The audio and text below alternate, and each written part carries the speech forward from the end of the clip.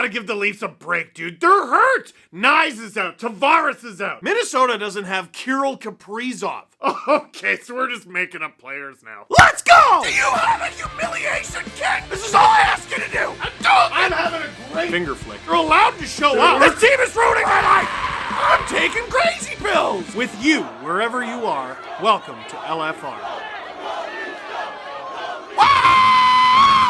Yeah, baby! That was worth the wait! 3 days off, and they come back with that! I didn't like that at all. Leafs lose 3-1 to the Minnesota Wild. Leafs lose 3-1 to the Minnesota Wild, and since nothing was cooking in this game, watch me cook! From the meal planning to the grocery store shopping, dinner time can be stressful, and HelloFresh gets it. They make it easy by delivering fresh, pre-portioned ingredients and easy step-by-step recipes each week, right to your door. Recipes include produce sourced directly from Canadian farmers, picked at peak ripeness to go from the farm to your table in less than a week, which means HelloFresh's menu always features the season's freshest flavors. HelloFresh makes it easy to create restaurant-quality meals at home without having to deal with high restaurant prices. And their new 15-minute meals get dinner on the table faster than delivery would. With a changing menu of over 100 meal combinations to choose from each week. Having HelloFresh means you'll always find something that the whole family will love. It's so easy. Check out this chickpea and chorizo stew I made with producer Drew. He even helped with the cooking once I saw the recipe included a bell pepper. But even with the bell peppers, it was delicious. Two feelings I don't like, feeling hungry and hopeless. Get up to 20 meals for free, plus free sides for life, and free shipping on your first order at HelloFresh.ca with the code DANGLE. Offers for new and returning subscribers who have been canceled for more than 270 days. That's 20 free meals plus free sides for life at HelloFresh.ca with the code DANGLE. Well, look, on the bright side, the Leafs give me really easy games to break down. On the not so bright side, everything else. Listen, again, I get to watch, I get to read what everyone is talking about, right? Coming out of this game, there were a few narratives that are true, but they're a distraction. Morgan Rielly was a -17 after the first goal against, I think he was on for the empty netter, so he's -18 after the game. It's wild to be -18 on a team that is first in the division. They're now second, by the way. He is last place on this team by a wide margin, and it is concerning. But even though he lost the puck battle that ended up leading to the first goal for the Minnesota Wild, what's anyone doing here? I don't think this is good, and I don't think they talk about this in practice. This is 5 guys guessing. It's bad. I'm not letting them off the hook, but to say the reason the Leafs lost to Minnesota, no. That's so far down the rung. It's an issue. It's worth talking about.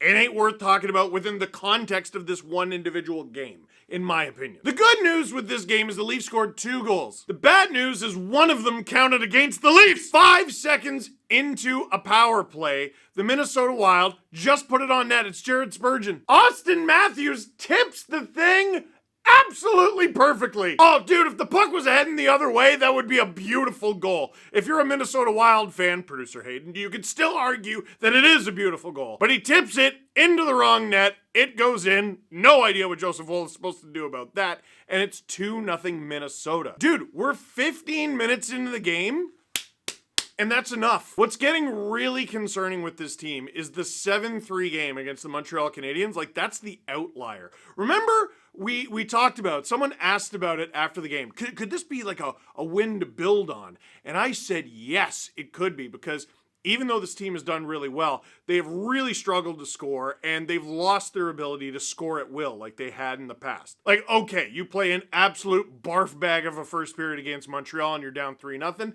Guess what? 7 consecutive goals. You just rattle them all off. Oh, they're going to be able to ride the momentum of that. The offense is back. Let's go, baby. Now they've lost 3 straight and they can't score. They got 1 goal. 1. Pontus Holmberg sets up William Nylander, who goes to the net. That is the only way that injuries are relevant to the Leafs story. Like, injuries affect every team. The Minnesota Wild are missing Jonas Brodin underrated, we don't talk about him enough, and Kirill Kaprizov, underrated, we don't talk about him enough.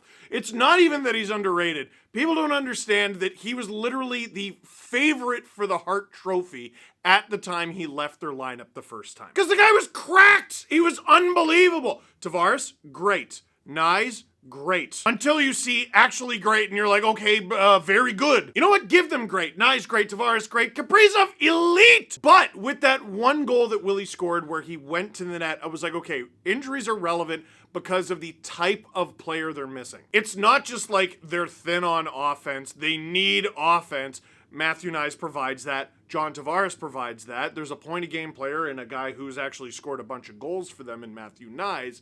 They go to the net! It's the end of the game. It's a 6-on-5. You're trying to get a goal, desperately trying to tie it. And even though Max Pacioretty and guys are trying to be big bodies in front and generate a little bit of traffic, the Leafs are setting up side of the net one-timers. Like, you might not remember this because it was a few days ago now, but last game, Craig Berube said, after a loss, mind you, he said, you know what?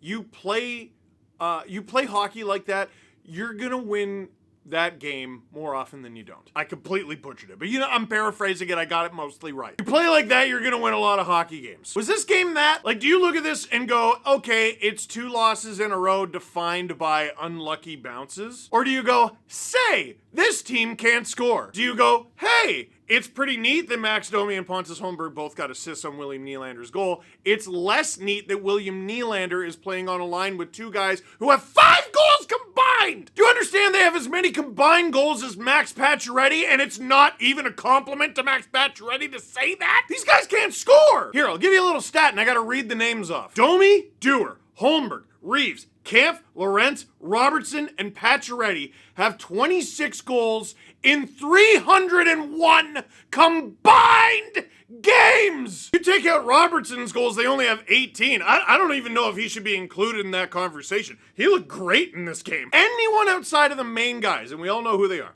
Austin Matthews, Mitch Marner, William Nylander, John Tavares. Who else is providing offense? Bobby McMahon. All right, so we're up to 5. And Matthew Nyes. That's it. Anyone outside of that group? No. Max don't, like, okay, he's not a goal scorer. He's chilling at well under half a point a game. So, no. It's definitely not him, even though he's making nearly $4 million, right? No one else in the forward group. Oh, okay, it's coming from the back end. They have 11 combined goals from their defensemen. 11. No one scores outside of the main group. I flagged this as a problem heading into the season. Oh, they're in first place. Well, now they're not. And now they're actually, if the playoffs started today, they're in a head-to-head matchup for a Battle of Ontario, which sounds great until you think about it and go, oh no, the Sens kill them every time. They've won 4 straight. And I know playoffs is playoffs, and it's different. The Sens owned the Leafs in the regular season way back in the day, way back in the early 2000s, and then the Leafs would pat them on their bottom in the playoffs every year. Yeah? You got the same like confidence that it's going to happen now, 2 decades later, with the team that they have? Are you sure? Do Leaf fans have the cojones to be like, yeah, we'll just wait for the play? No, you don't. Listen, I've been on record saying this is the best Mitch Marner has ever looked. This is the best season he's ever had in his entire life. This is the best he has played. This is the most I have enjoyed watching him as a hockey player. But I was listening to Jeff Marek and Greg Wyshynski, and I love the both of those guys. But they were talking about if Marner walks, because Rantanen has everyone talking about Marner now. If Marner walks, the Leafs are going to be spending the next few years looking for a guy to replace him.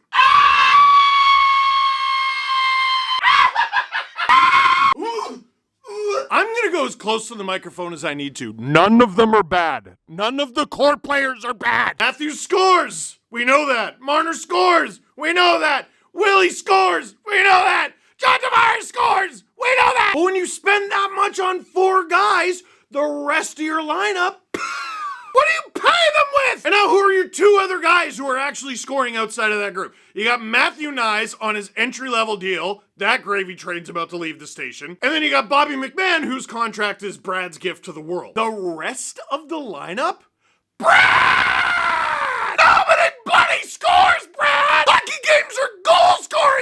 contest, man! Brad! Every year, we find ourselves going, all right, well, let's just wait for the trade deadline. And then what? And then what?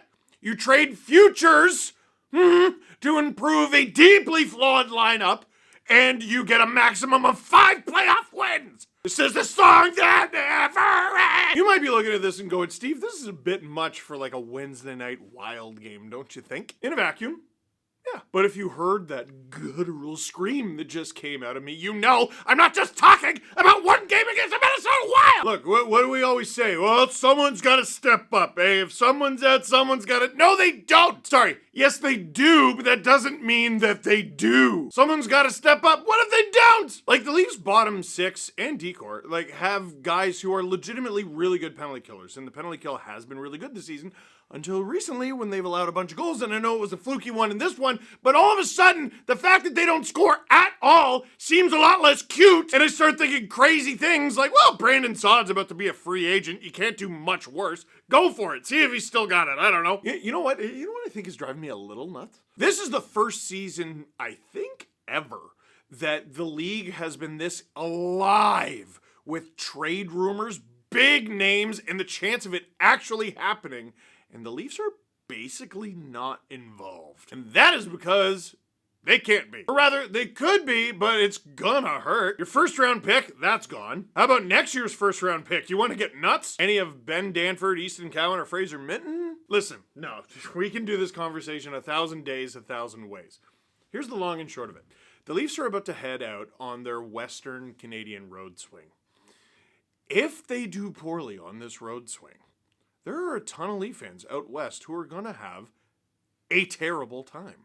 They're going to have a terrible time in Calgary. They're going to have a terrible time in Edmonton. They're going to have a terrible time in Vancouver. Oh, in Seattle. I always forget Seattle in this road trip. Did you rascals got added onto it, made it longer? That's now, oh, you got the only 10 p.m. start. That's so nice. But after that 4-game road trip out west, we're not going to see the Leafs for like a while. That'll be the 4-nation face-off after that. Which means we're not going to see the Leafs at home in Toronto at Scotiabank Arena until February 22nd. When they arrive back in Toronto nearly a month from now, on my wish list of things I would like to have seen them do is learn how to score! So what do you think? How do you think the Leafs can score more goals? Because I honestly don't think it's in their capability. I don't think this group can do it outside of the other guys. You have to make a move. You just have to make a move. Is scoring 1 goal per game sustainable? Yes, and that's the problem. I know that's not what you meant, but you are literally, yes, you can. Do you miss Sheldon yet? What's changed?